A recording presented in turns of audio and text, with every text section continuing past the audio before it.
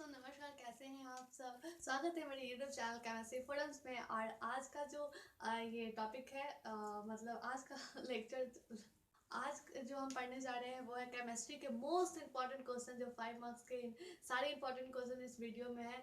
तो इन तक आप इस वीडियो को देखिएगा। और 1 मार्क्स के क्वेश्चन जो केमिस्ट्री के बहुत ही ज़्यादा इंपॉर्टेंट है, अगर आपने उसे नहीं देखा है तो आप चल जाइए और देखिए। तो चलिए हम स्टार्ट करते हैं।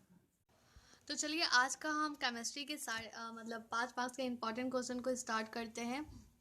ये सारे मतलब 4-5 साल के मैंने पेपर्स देखे हैं। और वो सारे क्वेश्चन जो कि बोर्ड एग्जाम में पूछे गए हैं, वो सारे ये 5 मार्क्स के क्वेश्चन में आपको मिल जाएंगे। और इससे पहले मैंने 1 मार्क्स के क्वेश्चन बनाए थे केमिस्ट्री के।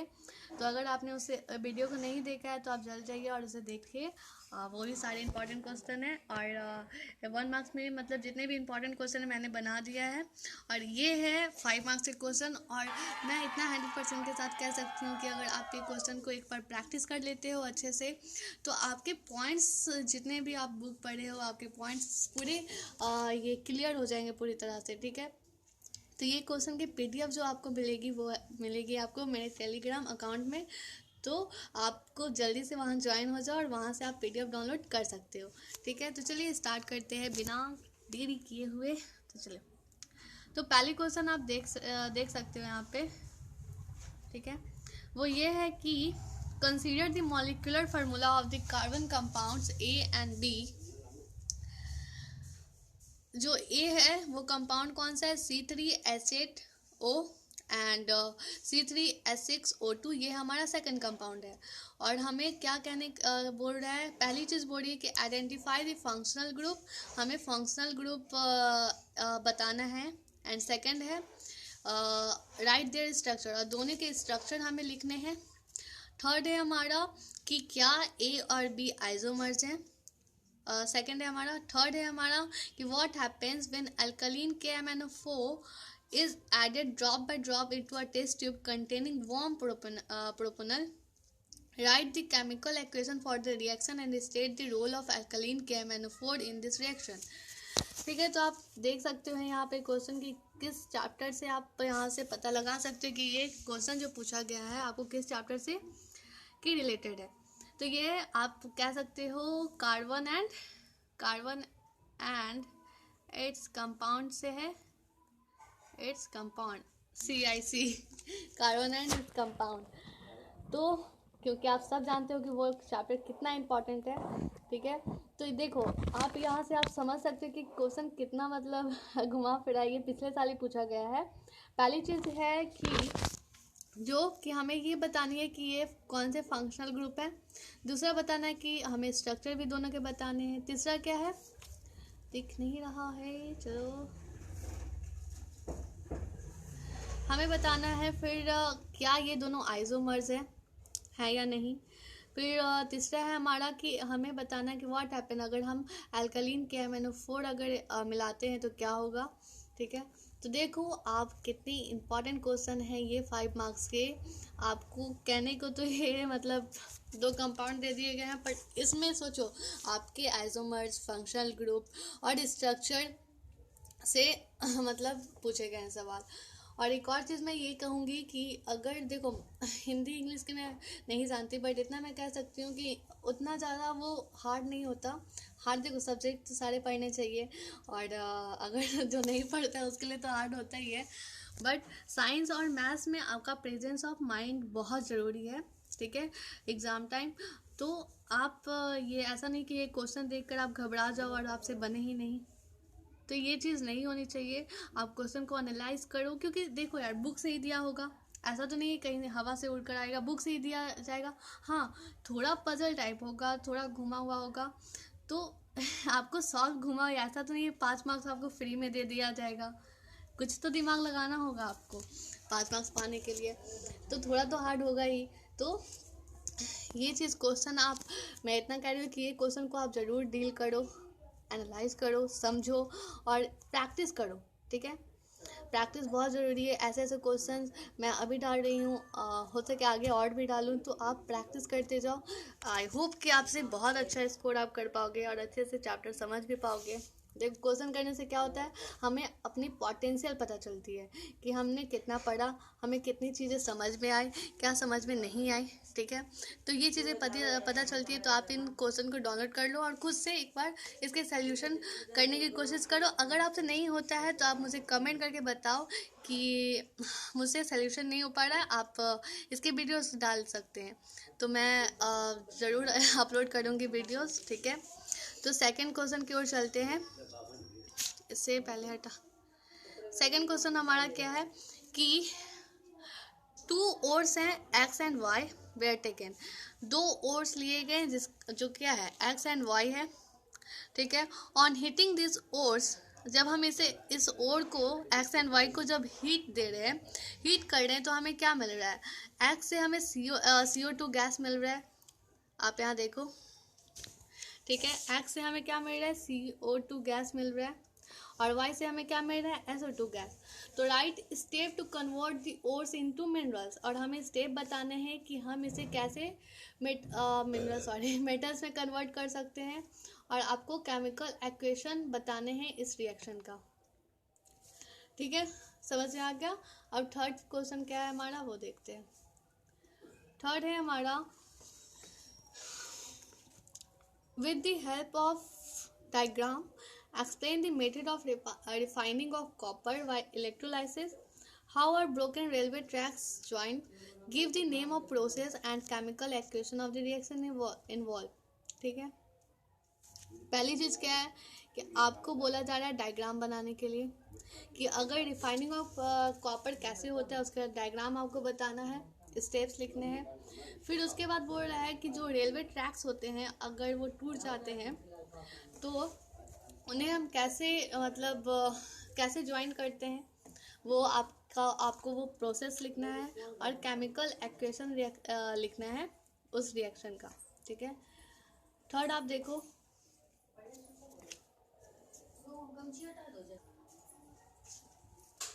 ठीक है, अब हम चलते हैं फोर्थ क्वेश्चन की तरफ। थर्ड क्वेश्चन हो गया हमारा। फोर्थ क्या है, the modern periodic table has been evolve through the earlier attempts of Dobereiner, Newland and Mendeleev. List one advantages and one limitation of all three attempts. ठीक है, आप modern periodic table has been कैसे evolve हुआ, through the earlier attempts. Earlier क्या क्या गया, Dobereiners and Newland and Mendeleev आए। ठीक है, तो इन सब के एडवांटेजेस आपको बताने हैं एंड वन लिमिटेशन बताने हैं। ठीक है, उसके बाद हमारा ये ए क्वेश्चन था 4 का ए, एंड बी है हमारा, name the scientist who first so that atomic number of element is fundamental property that than its atomic mass. ठीक है, पहले एटॉमिक मास मतलब एटॉमिक मास के बेसिस पर पीरियोडिक टेबल डिफाइन किया गया। फिर उसके बाद क्या हुआ कि एटॉमिक नंबर, आज भी हम पीरियोडिक टेबल पढ़ते हैं तो एटॉमिक नंबर के बेसिस पर पढ़ते हैं।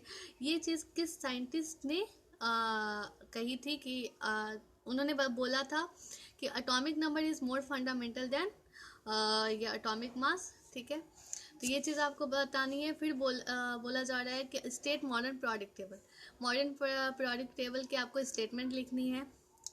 ठीक है, ये था हमारा 4 क्वेश्चन, तो आपका अच्छे से समझ में आ गया होगा। और ये था पीरियोडिक टेबल से, और ऊपर वाला था हमारा किससे, आप ये क्वेश्चन देखकर आप चैप्टर अगर पकड़ लेते हो तो समझ जाओ कि आपसे क्वेश्चन भी बन जाएगा। ये था मेटल एंड नॉन मेटल का। चलो अब चलते हैं, फोर्थ हो गया, फिफ्थ क्वेश्चन की ओर। फिफ्थ क्वेश्चन है हमारा क्या, देखते हैं, बढ़ते हैं, समझते हैं। Write the step involved in the extraction of pure metal in the middle of activity series from their carbonates ores। ठीक है, 5 का ए हमें बोल रहा है कि हमें स्टेप लिखने हैं किस चीज़ के, एक्सट्रैक्शन ऑफ प्योर मेटल के हमें स्टेप लिखने हैं मिडिल एक्टिविटी सीरीज से। मतलब कि मिडिल एक्टिविटी सीरीज में जो मेटल है उनके एक्सट्रैक्शन के स्टेप लिखने हैं जो कि कार्बोनेट ओर से निकाले गए हैं। ठीक है, फिर बी हमारा है, how is copper extracted from.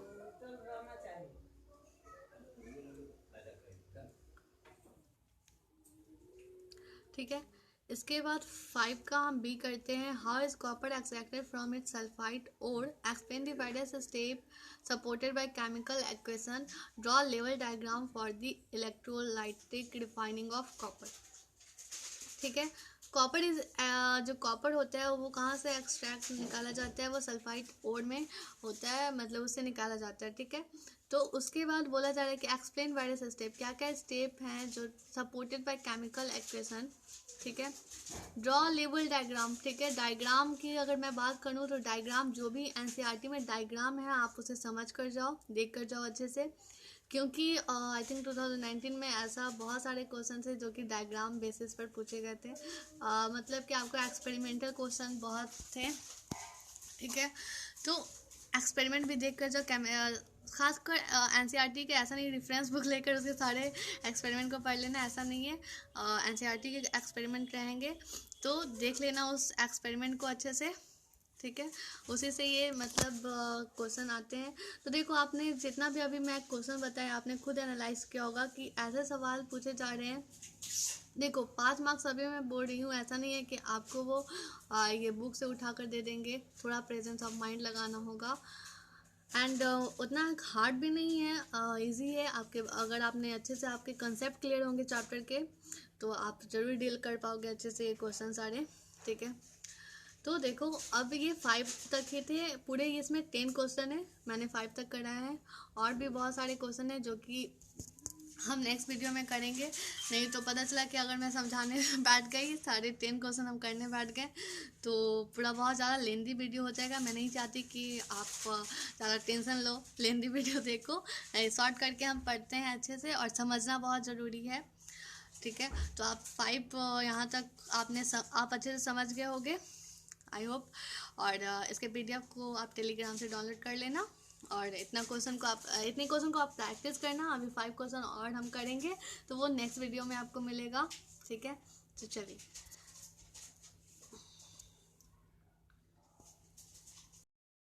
ठीक है, तो हमने कहाँ तक किया था क्वेश्चन, 5 तक किए थे, 5 मार्क्स के सारे 5 नंबर तक किए थे सारे क्वेश्चन। और मैंने बताया था आपको कि पूरे 10 क्वेश्चन है इसमें।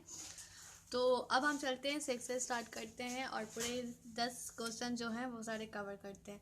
तो देखिए यहाँ पर 6 नंबर क्वेश्चन क्या कह रहा है, क्या आपसे कहना चाहता है, चलिए।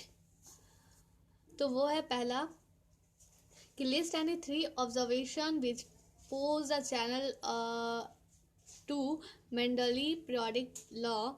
How does the metallic character of element vary on moving from left to right in a period, from top to bottom in a group of the modern periodic table? Give reason for your answer. ठीक है, ये periodic question, periodic का chapter का question है ये। ठीक है, आप देख सकते हो। तो हमसे पूछा है मेटालिक कैरेक्टर में क्या चेंजेस आएंगे जब वो वैरी करेगा left to right in a period. ठीक है, उसके बाद फ्रॉम टॉप टू बॉटम में अगर जाता है तो मेटालिक कैरेक्टर में क्या चेंजेस आएंगे। ठीक है, तो ये आपको लिखने हैं। और इसके बाद हम देखते हैं 7 नंबर क्वेश्चन को। 7 नंबर क्वेश्चन हम क्या है देखिए, the electron in the atom of 4 elements A, B, C and D are distributed in 3 cells having 1, 3, 5 and 7 electrons respectively in their outermost cells. Write the group number in which these elements are placed in the modern periodic table. Write the electronic configuration of the atoms of B and D and molecules formula of the compound given when D and B combine. ठीक है, तो ये question आप देख रहे हो, ये किसका है, पीरियोडिक टेबल का है। आपको ABCD 4 एलिमेंट है जिनके distributed in 3 shell having 1, 3, 5, 7 electron respectively. आप पीरियोडिक टेबल में पढ़ रहे होंगे तो आपको क्या बोल रहा है निकालने के लिए। तो right the electronic configuration of the atom B and D molecules from formula of the compound goes when B and D combine. ठीक है, तो ये हमें बोल रहा है कि B and D combine होंगे तो formula of the compound goes when B and D combine. तो राइट द इलेक्ट्रॉनिक कॉन्फ़िगरेशन हमें उसका लिखना है। ठीक है। तो आपको पीरियोडिक टेबल में आप ये सारी चीज़ें पढ़े होंगे, ग्रुप नंबर निकालना सब कुछ, ठीक है। तो उस बेसिस पर आप ये बना सकते हैं अगर आपने अच्छे से पढ़ा होगा उस चैप्टर को तो। एंड आई होप कि आप अच्छे से पढ़े होंगे और अच्छे से एग्ज़ाम भी देंगे। तो चलिए 8 नंबर क्वेश्चन की ओर। 8 नंबर क्वेश्चन हमें बोल रहा है कि व्हाट इज़, ठीक है, यहाँ थोड़ा गड़बड़ हो गया, वर्ड भी लग गया यहाँ पे। What is, 1 minute, what is the double displacement reaction, explain with an example, ठीक है। डबल डिस्प्लेसमेंट रिएक्शन क्या है और उसको एग्जाम्पल के साथ लिखना है। बी नंबर क्या है, small amount of quicklime is added to water in a beaker.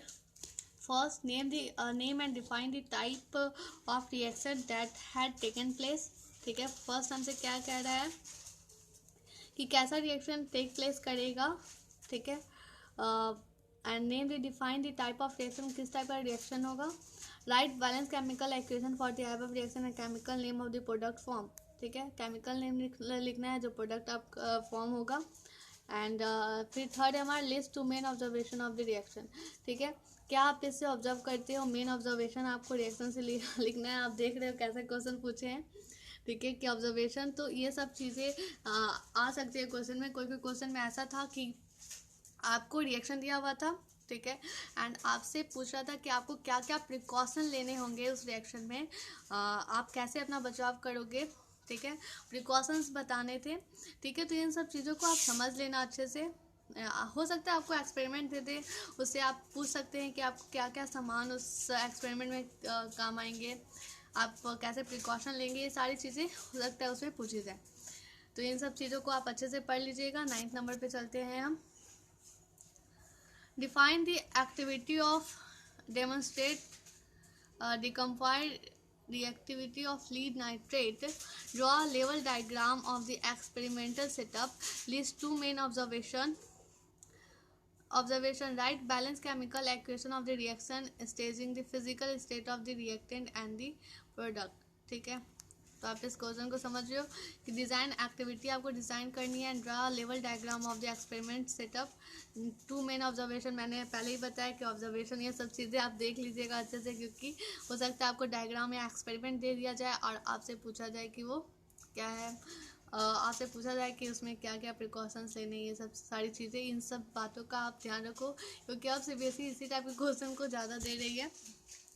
तो इन सब चीज़ों पर ऐसा नहीं कि एक्सपेरिमेंट बहुत सारे हैं, ठीक है। बहुत बच्चे कन्फ्यूज होंगे कि इतने सारे एक्सपेरिमेंट कैसे याद करेंगे। तो एक्सपेरिमेंट पूरे याद नहीं करने हैं आपको एनसीईआरटी के इम्पॉर्टेंट एक्सपेरिमेंट कम से कम देख कर और समझ कर जाना है, ठीक है। अब पहुँचते हैं हम 10 नंबर क्वेश्चन की ओर।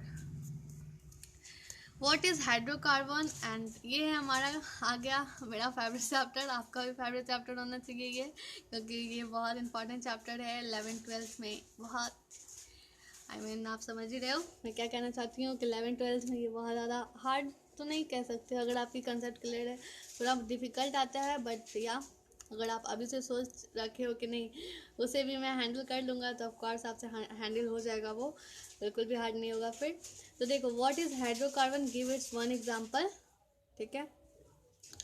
हमें बताना है कि व्हाट इज़ हाइड्रोकार्बन क्या है और उसके एग्जांपल देना है, और फिर पूछा जा रहा है कि what give the structure difference between saturated and unsaturated hydrocarbon with 2 example each, ठीक है। तो हमें बताना है कि स्ट्रक्चरल डिफरेंस क्या होता है सैचुरेटेड और अनसैचुरेटेड हाइड्रोकार्बन में, और उसके साथ हमें एग्जांपल भी बताने हैं, ठीक है। अब देखते हैं उसी में हमारा 10th का ही एक थर्ड क्वेश्चन है, सी नंबर क्या है, नेम द फॉलोइंग कंपाउंड्स। हमें ये जितने भी कंपाउंड्स दिए हुए हैं उनके नाम लिखने हैं, ठीक है। तो पहली चीज़ मैं कैमरा यहाँ सेटअप कर दूँ जिससे आपको अच्छे से वो दिख पाए।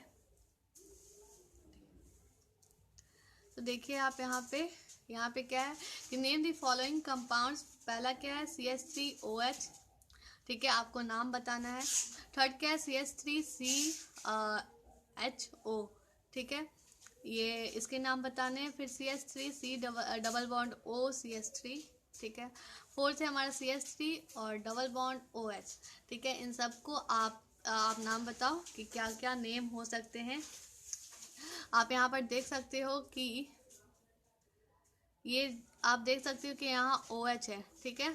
आप जानते हो कि अल्कोहल का ये क्या है, फंक्शनल ग्रुप है। यहाँ पर CHO है, ये किसके फंक्शनल ग्रुप है, आप सेकंड नंबर पर देख सकते हो, ठीक है। CHO है, किसके फंक्शनल ग्रुप है, तो अल्डिहाइड के हैं, ठीक है। अभी मैं बोल रही हूँ कि ये चैप्टर आप अच्छे से जाओ, ठीक है। ऐसे बहुत सारे क्वेश्चन कार्बोनेट्स कंपाउंड से पूछे जाते हैं। इतने हार्ड एरिया ऑफ कोर्स थोड़ा तो डिफ़िकल्ट होता है, और ऐसा नहीं है कि अगर आपके कंसेप्ट क्लियर है कार्बोनेट्स कंपाउंड से, स्ट्रक्चर अगर आपको अच्छे से बनाने आता है, नेमिंग अच्छे से करनी आती है, तो ये खलास हो जाएगा तुरंत में, तो इतना हार्ड नहीं होता, ठीक है। फोर्थ नंबर है CH3COOH, ठीक है। COOH किसका, सॉरी इससे पहले पूरा भर गया, COO सॉरी फिर गड़बड़ हो गया। COO जो होता है COOH, ठीक है, ये किसका फंक्शनल ग्रुप है, तो मैंने पढ़ाया था कि ये है फंक्शनल ग्रुप का दादा, जो है कार्बोक्सिलिक एसिड, ठीक है। ये मेन हेड है, कार्बोक्सिलिक एसिड का ये फंक्शनल ग्रुप है। तो आप अगर कार्बोक्सिलिक एसिड के बारे में पढ़े होगे तो आप नेमिंग भी कर दोगे इसके तुरंत। चलो, तो आपकी नेमिंग कंप्लीट हो गई, ठीक है। नेमिंग करनी आनी चाहिए, स्ट्रक्चर बनाना आना चाहिए, तो कार्बोनेट्स कंपाउंड कुछ नहीं है। और ये चीज़ ना ही बस 10th में, 11th में, 12th में, सब जगह काम आनी चाहिए। ये 2 चीज़ें पर कमांड होना चाहिए, बहुत ज़रूरी है। तो ये था हमारा कितना नंबर क्वेश्चन, ये था हमारा 10 नंबर क्वेश्चन, मतलब पूरे 10 के 10 हमने क्वेश्चन कवर किए हैं, ठीक है। तो समझो कि अगर आप इतने क्वेश्चन प्रैक्टिस कर लेते हो, अगर आपको ऐसे और भी क्वेश्चन चाहिए 5 मार्क्स के रिलेटेड, तो आप मुझे कमेंट करके, मैसेज करके बता सकते हो इंस्टाग्राम और टेलीग्राम पर तो मैं वहाँ से आप वो सारे 5 मार्क्स के क्वेश्चन, या आपको 3 मार्क्स के चाहिए तो उसके लिए भी आप मुझे ये मैसेज कर सकते हो, ठीक है। तो इसके बाद 5 मार्क्स का क्वेश्चन हो गया, हो सकता है कि मैं आगे 3 मार्क्स से भी क्वेश्चन बनाऊं, ठीक है। तो 1 मार्क्स से क्वेश्चन मैंने कर दिया। अगर आपने नहीं देखा है वो वीडियो को तो आप जल्दी जाइए और 1 मार्क्स पे अपने कमांड कर लो, और ये 5 मार्क्स पर तो आपका कमांड हो गया। बस थोड़ी सी मेहनत की ज़रूरत है, आपको इसे प्रैक्टिस करना है अच्छे से, और ऐसे ऐसे क्वेश्चन डील करो, ठीक है। तो मुझे लगता है कि बोर्ड 10th बोर्ड इतना भी हार्ड नहीं होता है कि पॉसिबल नहीं है, पॉसिबल है। मुझसे पॉसिबल हो सका, आपसे भी पॉसिबल हो पाएगा, ठीक है। और भी बहुत सारे बच्चे हैं जो कि 10th दिए हैं, ऐसा कुछ नेगेटिव थाट नहीं लाना है, बस प्रैक्टिस करना है और अच्छे से कंसेप्ट क्लियर करना है। चलो, तो यहाँ पर हमारा वीडियो होता है समाप्त, और हम मिलेंगे नेक्स्ट वीडियो में। तब तक के लिए बाय बाय। और अगर आपके इस जितने भी अभी मैंने क्वेश्चन बताए हैं, आपको अगर सोल्यूशन चाहिए तो आप ज़रूर मुझे कमेंट करके बताएं वीडियो में। तो चलती हूँ मैं, बाय बाय, धन्यवाद, और मिलते हैं नेक्स्ट वीडियो में। तब तक के लिए टाटा बाय बाय, मुस्कुराते।